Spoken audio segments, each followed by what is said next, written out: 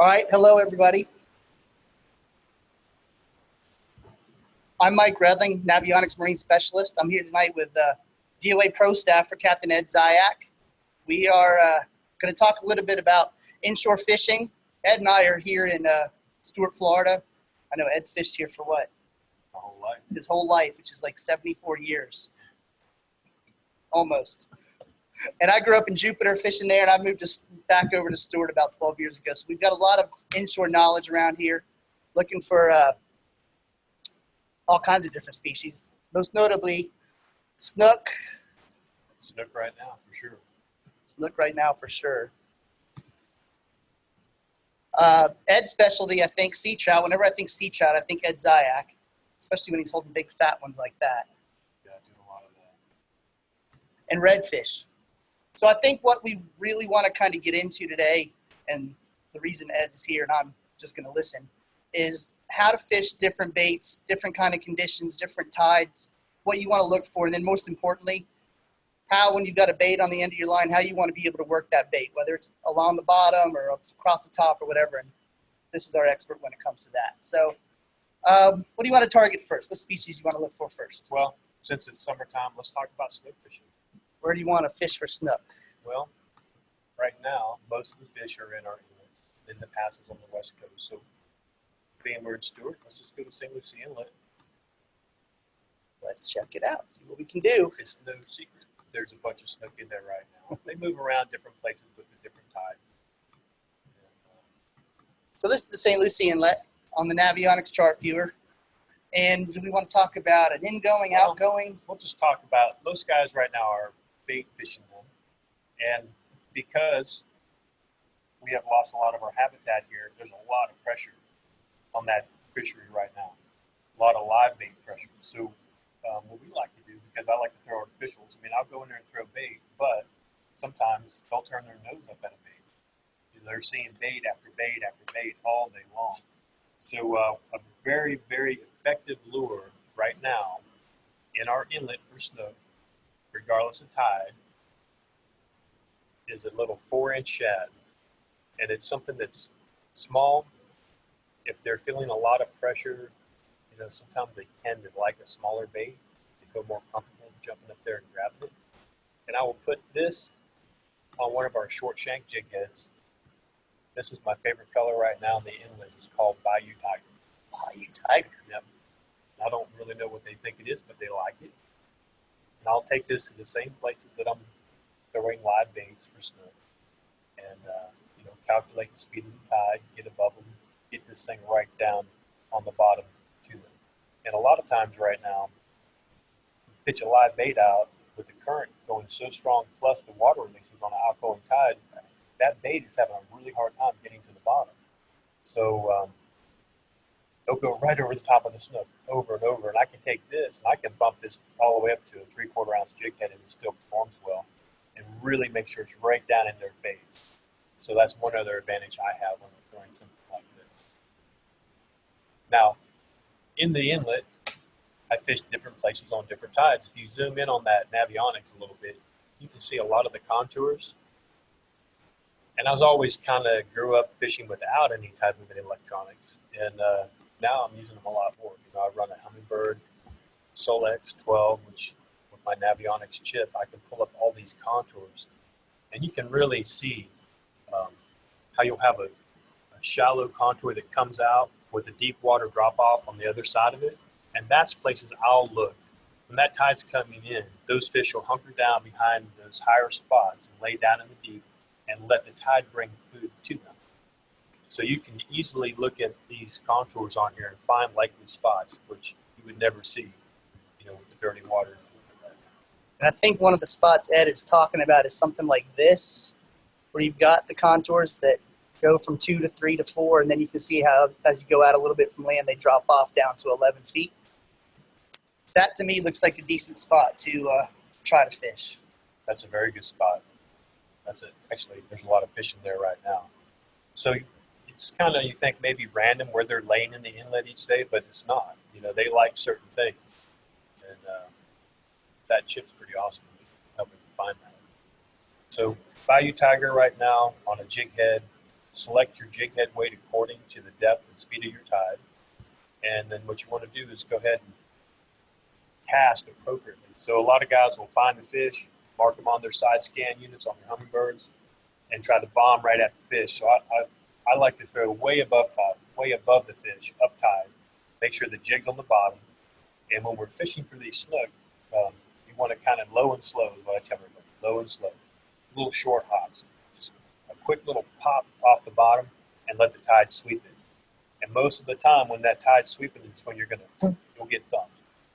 And very rarely when you're working like crazy are you getting bit. Pop and let it sweep with the tide. Let that lure do the work. Thump. So even in summer, you're fishing pretty slow. Yeah, I mean, it seems like it's slow, but when that tide's ripping and you're hopping it, it's moving pretty quickly, you know? And my twitches are real aggressive, so it's a real snap and then let it sweep with the tide. A lot of times when I'm fishing shallow water, you'll do that quick little snap and you'll see a little puff of dirt.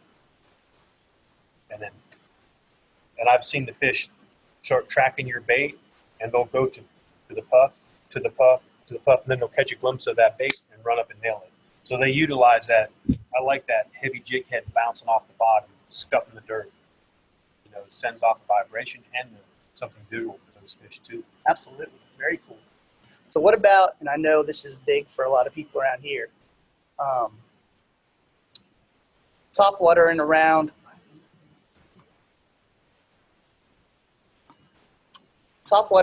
docks. Let me find some docks. Oh, there's the docks. Not in the St. Lucie right there. A lot of docks on the St. Lucie River right now. So this is just an idea of docks in the St. Lucie River. I'm not saying these are productive or unproductive. These are just an idea of how, if I'm Captain Ed Zyak, I'm going to fish topwaters around docks for snook. Yes. One of my favorite ways of catching is on the topwater. When you're fishing around these docks, it's hard to get your bait back under the dock. It's always been hard to get your baits back under the dock where the fish are usually. And so you're throwing your plugs alongside, up tide, letting it sweep under the dock, then working it out. DOA came out with something very cool. This is a new weedless topwater. It's called a PT7. It's a walk the dog style topwater. It weighs about 5/8 of an ounce. You can really cast it a long ways. But the beauty of it is it's weedless. So you can skip it up under these docks. And I'm throwing a topwater bait where no topwater bait has ever gone before. Has a big, nasty 7/0 wide gap hook. When that thing comes up, it sticks them. And they're really hung. That's the difference. You know, you can hook fish on trebles, and sometimes the trebles will fight one another and actually peel out of a snook. And then you got to stick your hand in there and grab them too with a mouthful of treble hooks, which is never that much fun. But I like sticking the fish on a single hook. It really tends to hang on there better. This skips like a stone, so you can really send it back under the dock. Has a good rattle. Gets their attention. It's short and stubby, so that when it walks, you can get a lot of action without a lot of forward movement. So when you throw it back in and you're in that money zone, you can sit there and really tease them. And it's just throwing water whichever way you go. Yeah, basically it's a walk the dog style lure. So, I mean, it's more aggressive you get with it. You can really splash water, but I do short little twitches and barely just take the slack out of it with my reel, and it'll stay in one spot. Very little forward movement, but a lot of side-to-side walking to really get their attention. So this thing has been great under the docks and really anywhere that you can throw a topwater plug, but you want to be weedless. Through the grass, through floating grass.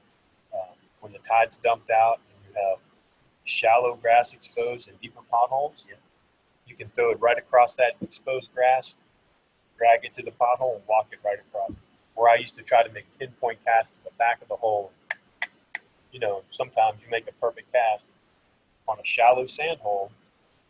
You make 2 twitches and you're covered up in grass, and you kind of just blew the hole. There's nothing like the first cast. You know, you drag that thing in there, and you want everything to be perfect. Second, third, fourth cast on a small sand hole, you're kind of, they know what's up. Now, what about colors? So I keep it pretty simple. We have a lot of colors.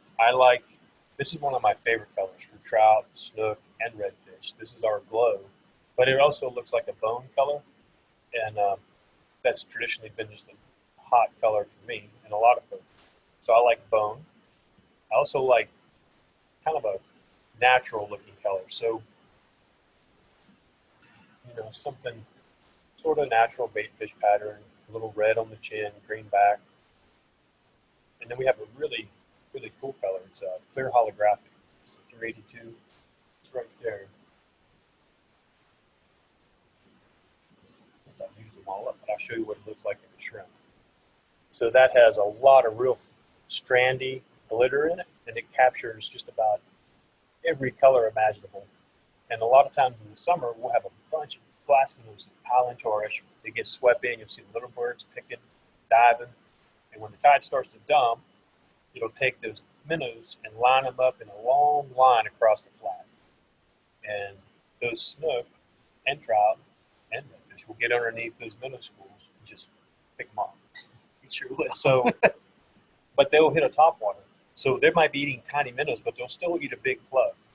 And what I see them do a lot of times is they'll just kind of run with their mouths open just into that group of flashing minnows, because they can get a ton of protein that way. So they're not specifically picking out one single fish. They're just going head first into a group of bait fish. So I like the flash that this produces because it looks like a bunch of flashing minnows. And the shrimp is awesome too. When they're not hitting the top water, you can throw this, let it sink down. As it falls, it looks like one of those wounded minnows that are just kind of easy prey, and they get scooped up pretty well too. And again, it's all tide related. When those minnows are lined up, what you want to do is line yourself up to where you can make a good long cast paralleling that bait school.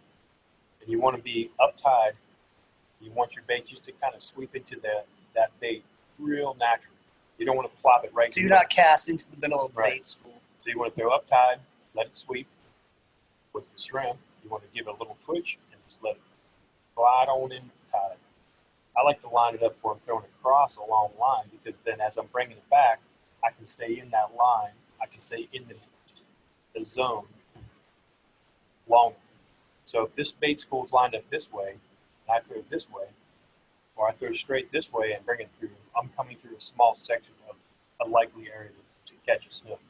If I parallel it, then I can stay in a likely zone much longer. And just increase your odds. That's what it's all about. You're trying to put yourself in a good spot. Is there a favorite tide that you like to fish? I like lower stages of the tide because it concentrates the fish a little bit more. So your search is not as spread out. So I have areas that I like on incoming. I have areas that I like on outgoing. I like the last of the outgoing and first of the incoming. Tend to be my favorite times because it's a less area for those fish to get into. And I would say those are my favorite tide stages. The bottom portion. Cool. Who's that with the redfish? You? How about that? What? In fact, we're going to talk about redfish now. Look at that redfish. It's beautiful, isn't it? Yeah. Right off an oyster bar with a big old chunk of meat on the end of my hook. I'm just looking at the background. I haven't even looked at the fish. I'm trying to see it. No. Cool. Yeah, love fish. Love redfish. Caught a few this last weekend around the power plant, Fort Pierce area. Sight fished a few. Matter of fact, had a few really good days. Better than I had been having. We actually did the Grand Slam, snook, trout, redfish, and tarpon 2 days in a row. Really? And I haven't done that for a while. Out of here? Yeah. Wow. Haven't done that for a while here, so I was pretty excited. So a lot of, and I'm going to draw a picture here again. I like drawing. So a lot of the snook fishing that we talked about is kind of this area. Obviously, they're all over the place. But for redfish, you got to go a little bit north, right? Usually. Depends on time of year. Now, I will tell you this, that spot you circled in late summer is a pretty good spot to look for. I have found them there September. So Don't count out the inlet there. Don't count it out because they'll come in that inlet. I've seen some pretty big schools on sailfish flats.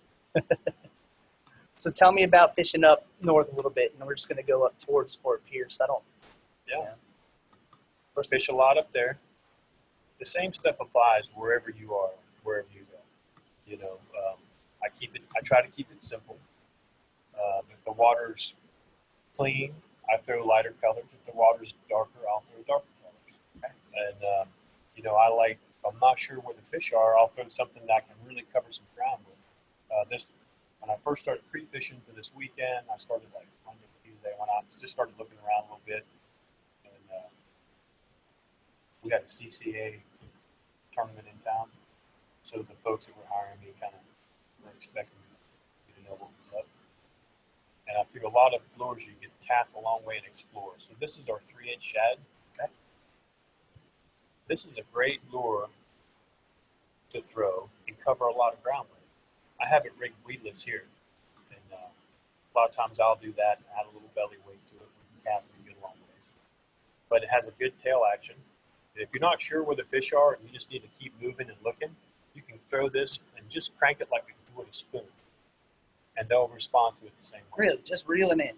Just steady cranking, especially when you have big mullet schools. I found a lot of big mullet schools this last week, and that's where I found the fish. So if you're in the area and you're looking for fish, you're finding these big mullet schools, I would stop and fish it.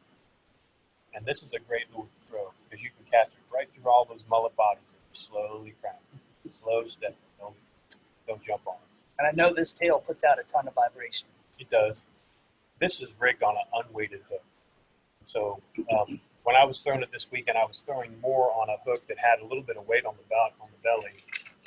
I'll show you all. Something like this. So that's the same hook, only it has probably 1/8 ounce of weight. Then on a 7.5 foot medium fast action rod with some braided line, you can chuck it a long way. Yeah, pretty cool setup. So you've got, DOA's got, 50 different colors of this, more than 50 different colors of this. So you need everybody needs to get about 2 or 3 packs of each color. No, again, keep it simple. So I have natural looking baits, I have lights, and I have darks. Otherwise, you'd have way too much stuff. Oh my God, yeah. So basically, you just kind of pick your favorite dark, a couple darks and a couple lights that are your favorite. I do. I keep it pretty simple. So I like, in the dark, I like the root beer. I like avocado red glitter. Has that red glitter to it, which always looks really good underwater. It looks good in the package, but once it hits the underwater and the sun hits it, it looks dynamite. We have a lot of good-looking natural baits. Probably my favorite would be the 406 Arkansas Glow. That's just a great color. Has glow. Glow seems to enhance anything that we put it on. It makes it perform better. This is the color. This is our 5-inch swim bait. So, yeah, just looks like a lot of stuff is swimming around out there. Yeah, it does. I try not to overcomplicate things. So. And how would you fish that if you're fishing for reds? This is our 5-inch swim bait. So again, I probably would put this. What I love about this is I can rig it many different ways. So I can rig it on a jig head. So this is our premium jig head, and it really works well in this 5-inch swim bait. And if I'm fishing water that's deep, if I'm in the inlet or deeper flats and there's redfish in deep potholes, and I really want to bomb the bottom, I'll just put it on a jig head. And just crunch it right up on the nose. That's one way that I can fish it.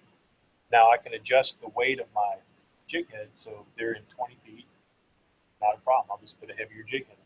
Now if I get out there and they're in shallow water and it's a lot of grass around, I'll use one of these screw lock hooks. And I love these because they're so easy to rig. You screw the bait right onto it, and it really holds it.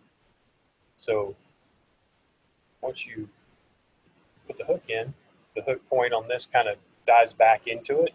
It's weedless until they bite. then that hook gets some good exposure and you can really see it jump up there.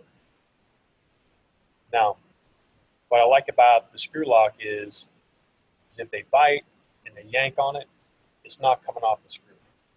So you can get that second hit.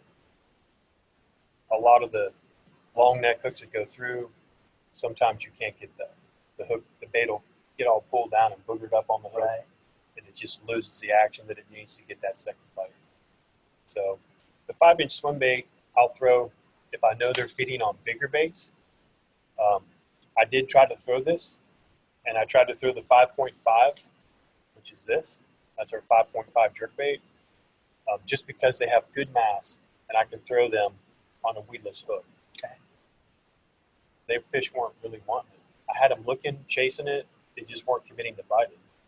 But I really like it, like I said, because it's heavy enough without any weight. I can chuck it a long way, and it has killer action. It was just too big. They were really focused on smaller baits. So that's, Strange this time of year. I switched to that. But there was a ton of these baits around on the flats. I think that's what they were doing. There were small pilchards about that size everywhere, mixed in with those mullet. And that's kind of a key deal. If I have mullet, minnows, good tide flow, nice bottom, there's probably going to be fish around. You know what I mean? And sometimes you got to troll a motor around and look, and I do that quite a bit. I'll be like, we're not getting bit, we're not getting bit. And I'll say, everybody just chill for a minute. Let me burn through here and see. And we'll figure out what's happening. And sometimes you have to spook out a couple fish and then go, okay, now we're in the zone. Now let's slow down and start fishing. Cool. So the shad, is a bait that I'll use to find fish. A bait that I love to use once I locate them is the shrimp. This is one of my all-time favorite baits that the OA has. That's the 3-inch shrimp. That's kind of the shrimp that starts the whole deal. And I've caught so many big snook and trout on this. It's unbelievable. Excellent bait. It sinks slow. So if I'm in an area and I'm really trying to cover ground and look for fish, it's not the most efficient way to find them. Now, I'll throw the shad. Once I locate them, I'll put that on, and I can go to work on them. If they're in a pothole, I can float that, twitch it, let it sink down in the hole, and really hurt them with this. One way that we like to fish it, we'll put it under a popcorn. Makes a lot of commotion, clacks. One thing I see guys do is they'll take this, and we're going to run out of room, but the shrimp's way back here. So the idea of this whole deal, the combo, is this thing's going to pop, splash, really attract fish to it. So you want the shrimp somewhat close. So I'll be maybe a couple feet behind it. I'm not really going to let it get too far because I want them to come in and then see this shrimp fall, grab it. A lot of times they'll come in, they're not even hungry. They're just coming in out of curiosity. Yeah, something's making a lot of noise. So my kids, I got 2 kids. One will go in there and open up the refrigerator. The other one's like, what's going on in there? And they'll come in to see. They're not even hungry. They're just coming in out of curiosity to see what's up. And then if there's food, boom, they're going to eat. So, well, this is what I was introduced to DOA with DOA shrimp. Shrimp exactly like this, except in the glow color. classic. Took it out. We were night fishing docks one night and had no bait, so we were throwing these shrimp in. It's like every other cast. Snook off the dock, trout off the dock, jacks off the dock. I mean, just throw them out, let them sink a little bit, couple twitches, and they were gone. So I'm a real believer in these shrimp as well. Let me show you this new shrimp. Oh, we have a new shrimp. Yeah, we have a new shrimp now. It's a 2.75. So this is what, a 2.5 or a 3? How big That is is a 3-inch shrimp. It's a 1/4 ounce. So the new shrimp is slightly smaller. All right, that's it. So it's slightly smaller, but it's heavier. So you can cast a little further. It'll sink a little faster. It still skips really well. So one thing that we always did with 3-inch shrimp was we would skip docks, let it fall. And the deeper docks, you had to add a little bit of weight or try to go to a heavier setup. This shrimp is excellent on deeper docks. It's going to sink quicker, get down in heavy current. Has a lot of features built into it. So this shrimp has the weight and the hook incorporated together. So you can see that? It's kind of Slides where in. the body is. It is, and so it's kind of funky looking, but that gives it a low center of gravity so that when that shrimp falls, it's always going to fall neutral and level. So it's just going to slowly fall like a shrimp would glide to the bottom. We've also added something on here where we have a built-in cavity on this thing where we can add a rattle, which I never did a lot of because sometimes it was kind of a pain in the butt to really get a rattle in, but it's effective. So we made it a lot easier on this bait. We built a cavity for your rattle. So you just slide it on in. And it stays in really well. Nice little rattle. Good noise, yeah. Has a good pocket right there. The guys that are throwing scents on the bait really said they like this because they can kind of fill that cavity full of Procure or whatever they're going to use, and it hangs in. Very cool. Yeah, so it doesn't replace the 3-inch. It's just something different. Nice. Yeah, pretty exciting. Now, there's lots of different things you can do with this. You can rig this just like how it comes out of the package. We also have 9-packs available, which a lot of people don't know. You get 9 bodies, 3 hooks, and 3 weights. And it's basically the same price as a 3-pack rig. But a lot of my buddies like to put jig heads in these, and they work really well. You know, especially like in the inlet when the tide's ripping and you want to get this to the bottom, present it to one of those snook, just put the appropriate weighted jig head on it, and it's going down. Very good. Yes, sir. Awesome. So I loaded on your recommendation, I loaded that Navionics app on my phone, Oh, yeah. and it worked out awesome. I did a little family vacation to the Panhandle, and I took my new boat. I had no electronics on it yet, so Nothing like driving blind and fishing blind, right? it was super helpful. I could record my tracks, you know, see the depths where I could run safely. It worked out great. It was easy, pretty user-friendly. I'm not a real techie guy, but it was great. So it has to be easy for people like me to try to use as well. Simple operation. And this, what we're using on the webinar is the chart viewer on navionics.com, which gives you an idea of what's on the app, but the app's got a whole lot more features like satellite overlay with the under the water itself, so you can see bars. And you were telling me earlier that you were able to find sandbars so you can kind of make your way through. What I was doing, because it's a new area and I hadn't been there before, not only was I using it for navigation, but I kind of was just exploring, trying to find places to fish.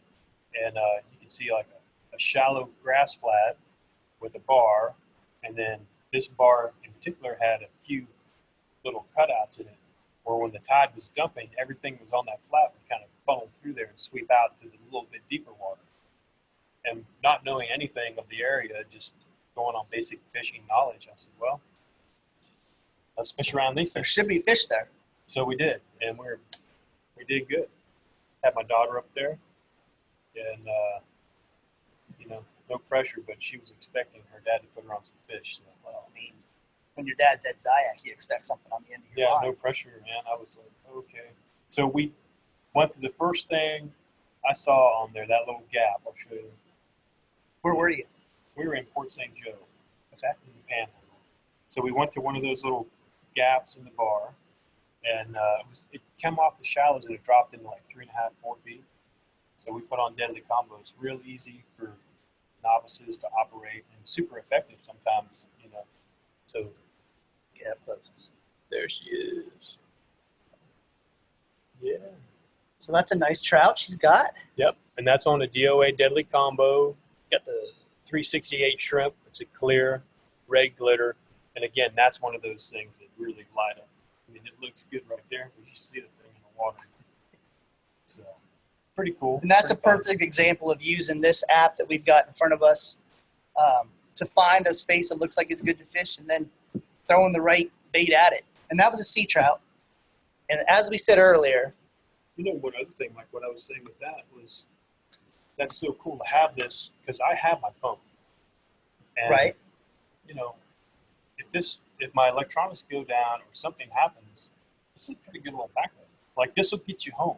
I've had people fishing way in the backcountry in the Keys. They were back fishing an airplane that was sunk way back in there. and he lost his Garmin coming back out and had the app on there, had the Navionics app on there, and said he was able to find his way through Florida Bay in the backcountry at night using the Navionics app to get back. Yeah. So that was, for me, that's a pretty cool story to hear, because there's a lot of people that get stranded not knowing where they're going or up on a sandbar. So helpful. It's a boat, so things are breaking all the time. And to be able to get through somewhere like Florida Bay using that app, that's pretty big. That's pretty awesome. Well, you're the sea trout expert today. Yes. Out of the two of us. Yeah. So, sea trout are my favorite species. I love catching big sea trout. And, ever since I was a kid, that's my passion has been those giant trout. And I've caught a lot of good ones here. The last few years, the numbers have gone way down. We've lost a lot of our habitat, especially in the Stewart area. Sure. So I'm traveling, spent a lot of time in Texas in different areas, catching some really awesome fish. And but I love them. They're just great. I can take my daughter up there and have as much fun with this regular sized trout, and then I can challenge the most experienced angler in the world to go out and sight fish one of these. So it's just a killer species. You can have a ton of fun, or like I said, challenge you. And that big yellow mouth makes for some good pictures. Oh, it's awesome. That's a good one right there. So that one is from Mosquito Lagoon, that fish right there. Okay. Fishing with a buddy of mine, Willie Lee, on that fish. And what do you? All right, so give me your ideal trout day. Where are you fishing? So, what are you looking for? Again, so looking on here, zoom in on Fort Pierce, and I'll show you a couple things real quick. There's the inlet. You want to go north or south? Just go south, right there. Zoom in right there. So Won't do it.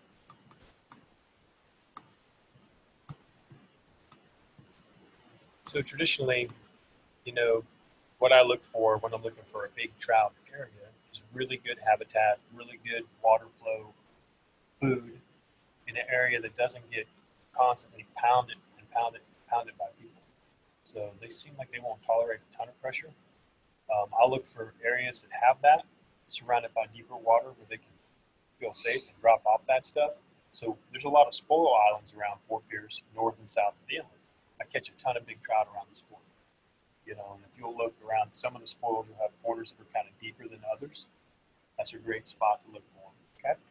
Shallow spoils that stay submerged and have grass on top of them, excellent spot. And I had a few that had sandbars on one side of them that really would lend themselves to be better on certain tides.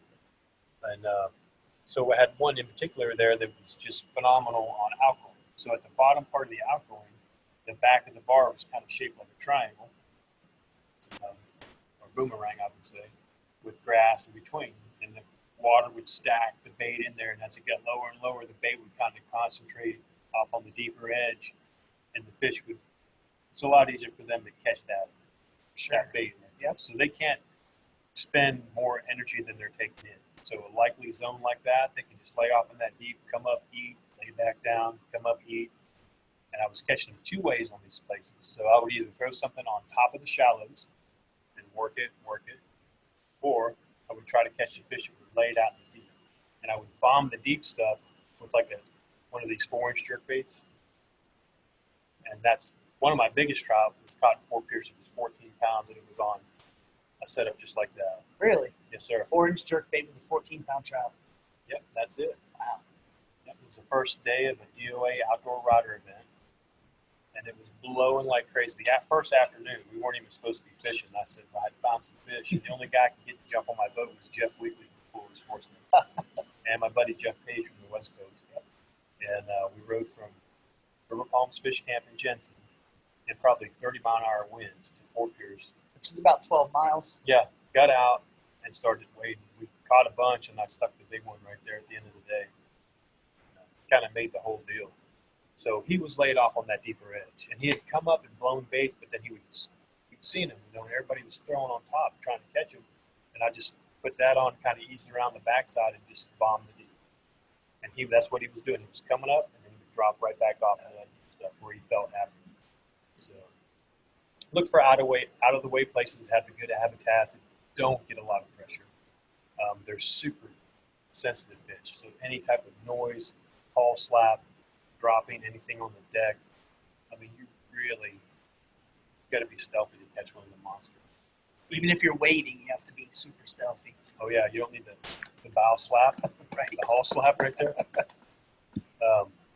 Turn sideways, cut into it. But yeah, no, it's really, I've caught a bunch more wading than I ever have out of it. Yep. And you can really pick the spot apart. Take a lot of guys wade fishing, and one thing I hear a lot is that they're surprised how slow and methodical we fish. You know, so instead of blowing through an area and going to the next spot, you know, we really pick it apart.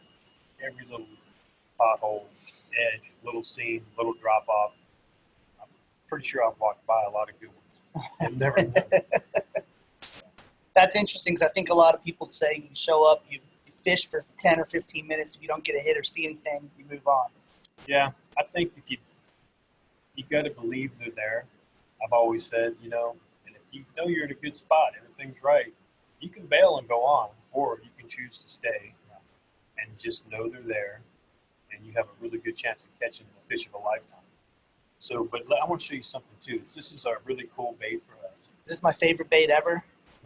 It's my favorite sight fishing bait ever. I will tell you that. I was saving this one to the last one, so go ahead.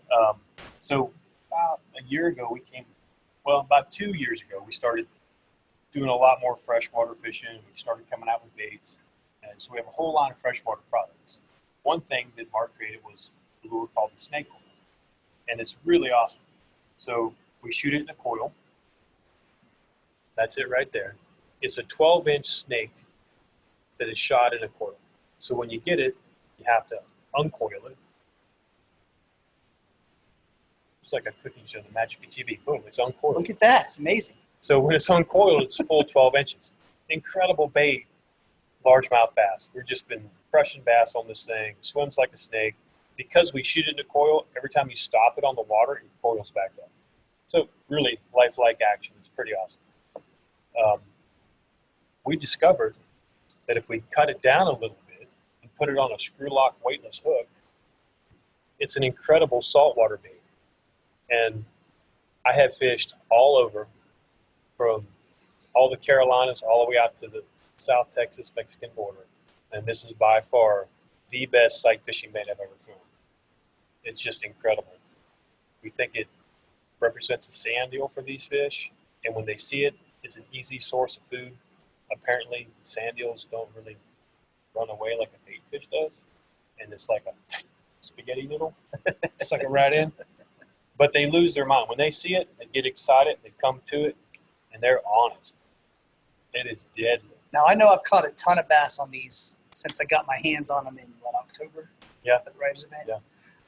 But I haven't done them. I haven't tried them in saltwater yet. So I'm going to take your word on the saltwater. Trust me. Yeah, it's excellent. And you can fish them with jig heads. You know, I like to see the fish. My favorite thing in the whole world is to sight fish. So I like to stand there with that thing ready. When I see the fish, make the cast, watch them eat it. And see, I just like to catch fish. I don't have to see them. Yeah, I hear you. But I like one cast, one fish. I like saying that. But that thing is just awesome. I put it on a weighted screw lock hook, and I like the weight because you can get a little more distance, and it gets it down. And so if a fish is in a 2 feet of water or a foot of water cruising, you can get it a little bit closer to them, and it'll fall quicker to the bottom and get in their zone. If you don't have the weight, you have to lead them a little bit more, and the more you lead them, the more opportunity that fish has to do this or that, end up 3 feet away from your bait and never see it. So snake oil. And the whole reason we're shooting this webinar in the DOA warehouse is because there's a bin behind me that's got 10,000 of these, and I'm going to steal it. This is my tackle box back here, so I'm a pretty lucky guy right now. It's pretty amazing. Yeah, a lot of stuff. Would you say 19,000 square feet of 19,000 square feet. Soft plastics? Yes, sir. Very good. That's what we do over here at DOA. Oh, cool. Anything else we need to talk about? Yeah, we do. We probably need to talk, because it's summer, we should talk about tarpon. We should talk about bait buster and terrorize, because those are two #1 tarpon baits going. Perfect. I love my bait busters. Yeah, so this is the bait buster, and this is the color that we saw more of than any. Is a root beer trolling model bait buster. So this bait, we have 3 models. We have shallow, trolling, and deep. The shallow and the deep weigh 5/8 of an ounce. The trolling weighs 1 ounce, but it has a real stout hook. It's heavy. Gets down a little bit quicker. That's the one we like to throw for tarpon. If I'm on the beach, this is what I'm throwing. If I'm in the inlet and there's rolling fish, this is what I'm throwing. We sell tons of these. And what you're going to do is we like to wait till we see a fish roll, throw the bait 3 or 4 feet, 6 feet in front of the fish. Depending on your depth, give it a little countdown, and then steady retrieve. No twitching, no hopping, no nothing. Just steady. Steady, slow, steady crank. And they'll come and thump. They'll inhale it. Set the hook and hang on. Now I'll show you my other favorite tarpon bait. And that is the Terrorize. Same color. Has a super sharp hook that easily penetrates. You can really stick them. And the way that hook rides up when you're retrieving, same retrieve, slow and steady, usually sticks them somewhere in the top of the mouth, leaders outside of the mouth, so they can jump and shake, and usually they hang on pretty good with these. I throw these to all fish, beach fish and inshore fish, but I will say that it seems like this is the ideal bait for those inshore fish in our area. Big mud, little mud, St. Lucie River, ideal. So what I'll do, if you're fishing around those creeks, the water's pretty deep. So I might be sitting in 20 feet, casting to 30 feet of water. So I want to take the biggest head we have available that'll fit in here. So I'll take a 3/8 ounce head. I'm going to show you a little trick. When you get ready to do this, always pop a little spot on the top for the eye of this to come out. A lot of guys rig them different, but I like to slide the bend of the hook back through. Then all you have to do is pull the front around. Boom. Done. Pretty quick and easy rig up. A lot easier when your hands are dry. So I like to rig a half a dozen the night before and set them on the dash of the boat, so I'll have to do that when my hands are wet. And you said you cast that out and just steady retrieve it back. Cast that out. I'll give it a countdown. So if I'm fishing in 20 feet of water, those fish are rolling, and when they roll, they just don't go all the way to the bottom. They'll go wherever they're happy and level out. So I'll try to lead the fish when he rolls, cast this in front of him, and as he levels out, hopefully this thing's just kind of gliding in front of him, and they run and nail it. And the bite's very light, so it'll be just, they inhale it, it'll feel like a little tap. Sometimes I'll just watch the rod tips for my guys, and I'll see the tip just, I'll say, set the hook. Just set it, because if you feel the double tap, you spit it back out. And they get there and they flare those gills and just, and it's in. So when you're fishing the beach with those, when the glass minnows are socked in right up like inshore, you take these and you bounce them across the bottom at all, or do you? No, steady drag. Do you really? Yeah, and when the minnows are on the beach, and we'll tell you something else that I learned too. If the tarpon are cruising in the minnow school, I've had way better luck to wait until they peel out of the group of baits and then have a bait sitting there waiting for them. So something like this is ideal for that. You still cast, it has no weight, so it's going to be real slow fall. It's just going to glide. But you can twitch it and get a lot of action out of it.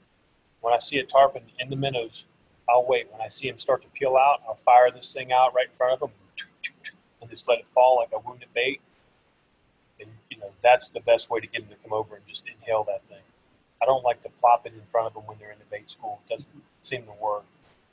And if you look at a lot of the baits, people say, well, why don't you give the Terrorize any action?